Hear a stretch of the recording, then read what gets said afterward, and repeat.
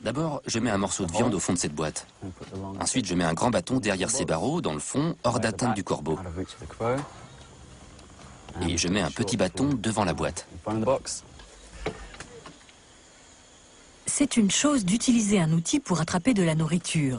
Mais c'en est une autre d'utiliser un outil pour attraper un autre outil, afin d'atteindre de la nourriture. Cela requiert des facultés cognitives beaucoup plus élaborées. Cette capacité à utiliser un méta-outil a notamment été déterminante pour l'évolution de l'espèce humaine. Ce qui a déclenché le processus technologique, c'est lorsque l'homme s'est mis à utiliser des pierres, non pas pour casser des noix, des os ou de la nourriture, mais pour casser d'autres pierres. Donc c'est très intéressant de voir un corbeau se servir d'un méta-outil parce que ça nous donne une idée des facultés cognitives de nos ancêtres. Mais quel est le véritable degré d'intelligence de ces oiseaux ? Nous allons filmer une expérience totalement inédite pour voir si l'animal est capable de gérer un degré de complexité encore supérieur. On va voir si ce corbeau sait élaborer une stratégie en 3 points. Remonter la ficelle pour récupérer le petit bâton, s'en servir pour attraper le grand bâton et atteindre la nourriture. D'un point de vue expérimental, ça va être fascinant de voir s'il va y arriver. J'espère que oui, mais il est possible aussi que les actions soient trop éloignées et qu'il n'arrive pas à faire le lien entre la ficelle et la nourriture, ou qu'il perde de vue son objectif une fois qu'il aura attrapé la ficelle. Je suis vraiment curieux de voir ce qui va se passer. C'est la première fois que cette expérience est tentée et nos caméras sont là pour immortaliser cet instant.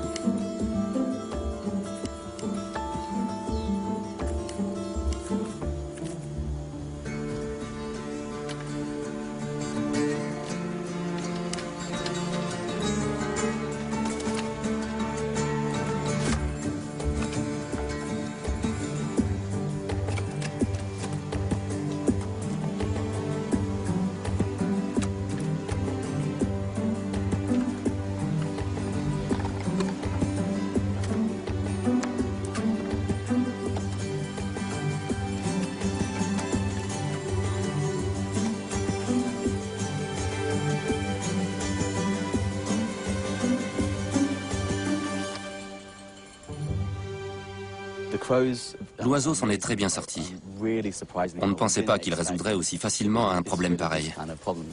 Ici, vous voyez, d'habitude les corbeaux, ils jettent leur noix et c'est la chute qui casse la noix. Parfois, ça ne marche pas. Et regardez, ils se servent tout simplement du passage des voitures pour que la noix se brise. Le problème, c'est... Donc ils risquent de se faire écraser. Exactement. Alors, à votre avis, que vont-ils faire? On va voir la réponse dans quelques temps. Hop. Ils visent les passages cloutés. Oui, parce que là, les voitures sont obligées de s'arrêter. Absolument. Et regardez bien, parce que là, c'est vraiment assez édifiant. Le corbeau descend, il se met au niveau du trottoir, il attend gentiment. C'est extraordinaire, ça. Voilà. Il traverse exactement sur le passage clouté et enfin, il peut accéder à sa navette complètement en sécurité.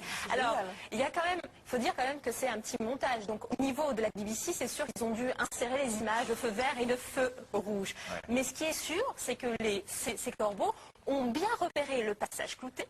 Ils ont bien compris que les voitures s'arrêtaient à un moment donné. Ils ont bien aussi compris que les voitures écrasaient leur noix. Et ça, c'est vraiment extrêmement intéressant à étudier.